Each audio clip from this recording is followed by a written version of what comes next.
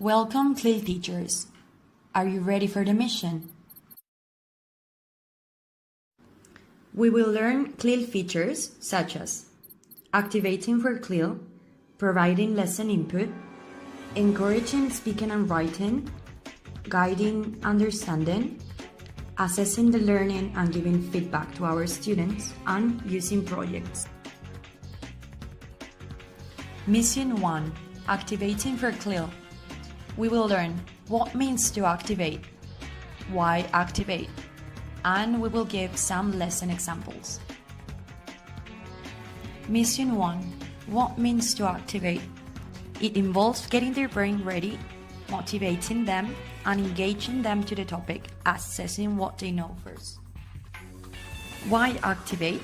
Activating prior knowledge increases motivation, creating a context and expectation. Activating helps them to focus. Learners have different interests, learning styles, and expectations. What if we don't activate first? We won't be able to engage them, access what they know, or activate language. Applications in Clil. Check understanding with language. Teacher must have prior knowledge. Different experiences. Creating doubts in our students. Encouraging interacting tasks. Activating them through different learning styles. Lesson ideas. The first one would be props or visuals, where we will show some images related to the topic, in this case castles, and after that we will ask some questions to our children. Another lesson idea can be done in two different ways. The first one can be a Robin Hood storytelling, or it can be done also watching the story online, and after that asking some questions related to the topic. In this mission, we will talk about providing lesson input. The parts we will revise in order to complete the mission are definition, big and calm, comprehension, difficulties, and finally, adaptation.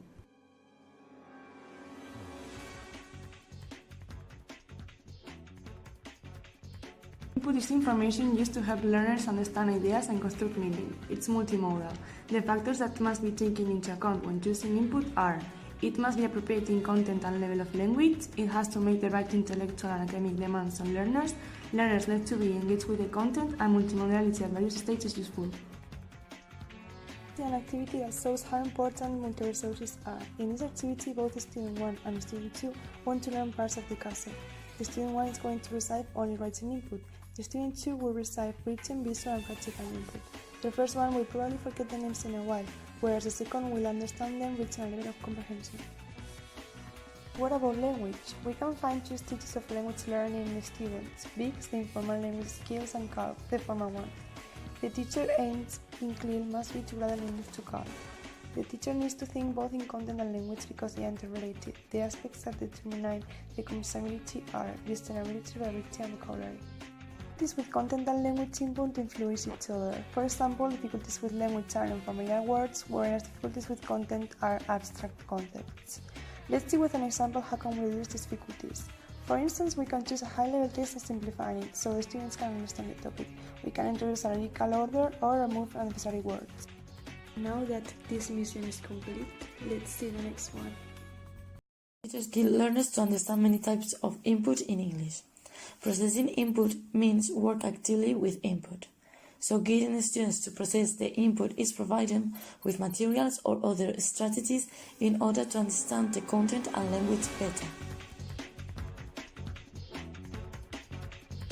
What happens with learning process is that provide scaffolding for processing input by the teachers help students to move into their CPD, the distance between the original level and the new one.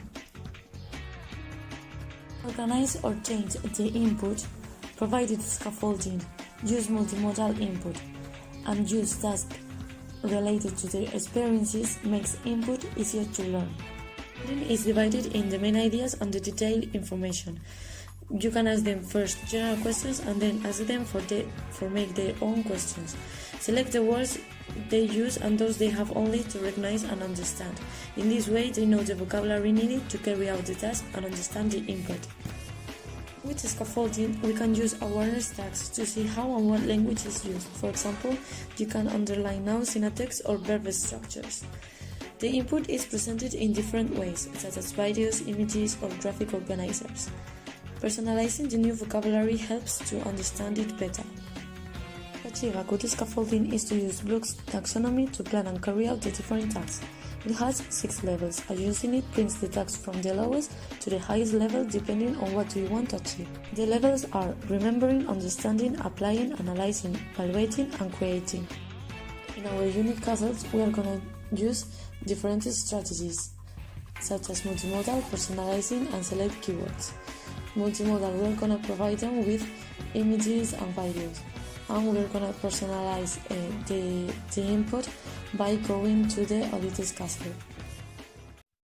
Mission 4. Encouraging speaking and writing in Clil. We are going to focus on 4 keywords: output, negotiation and interaction, scaffolding, and application in Clil. Let's start with the first one. The output is the product of learn and understand some content in a new language. We have 2 types of output: informal and formal spoken, and non-linguistic and written output. Negotiation and interaction. In order to start with the speaking, we have to encourage being participative in class in order to learn new knowledge, sharing their ideas, discussing and understanding other point of view. Now, in scaffolding in speaking and writing, it's very important that teachers give some guides to the students as a way to improve in their learning process. Children have to practice the differences between speaking and writing characteristics in order to understand the different productions. And finally, in the application in Clil, it's essential to understand the methodological approach to get ideas in the brainstorming and structure and link them in order to produce content. Teachers should be a guide and assist during the learning process. And now it's time to do some activities. In the first one, we are going to make a crossword with the vocabulary of castles. Here we have an empty crossword and we have to fill it with the vocabulary of people from the Middle Ages. To finish this mission, we have to complete the second activity.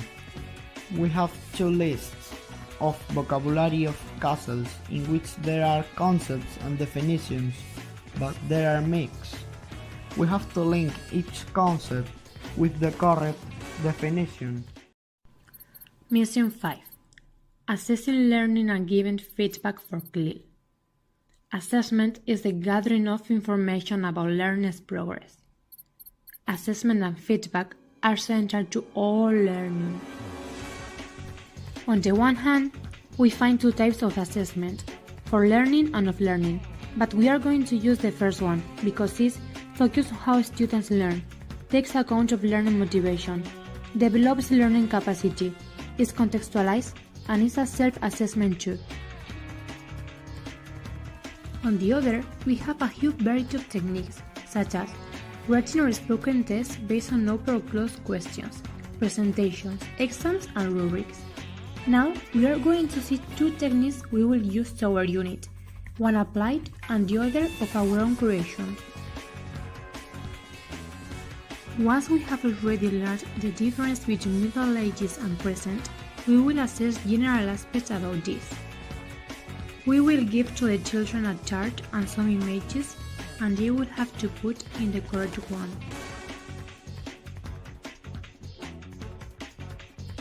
Finally, we will draw a rubric based on our aims: previously learned knowledge, new knowledge, process, scaffolding, and to assess us. On the whole, we have to realize that our way of assess is going to have influence on our kids. We can motivate or demotivate them, and our main aim is that they acquire a mindful learning. Now, we can continue our mission.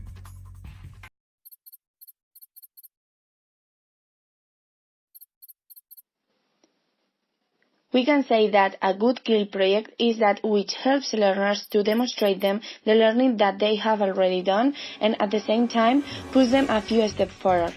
There are different types of Clil. In our case, we will be using information and research projects and performance and organization projects.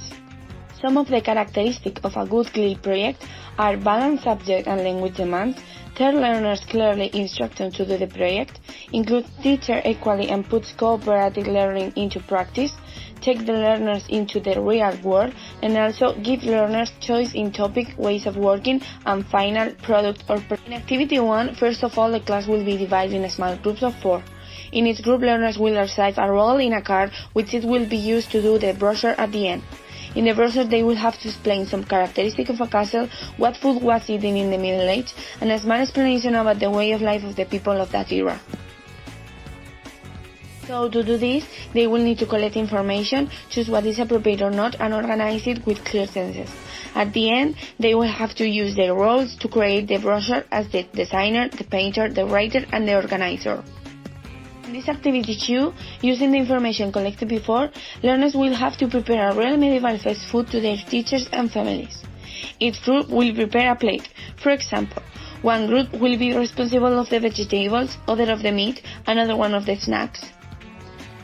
This activity it will be done in class with the supervision and help of the teacher, and also families will participate if they want, bringing some typical food of the medieval feast.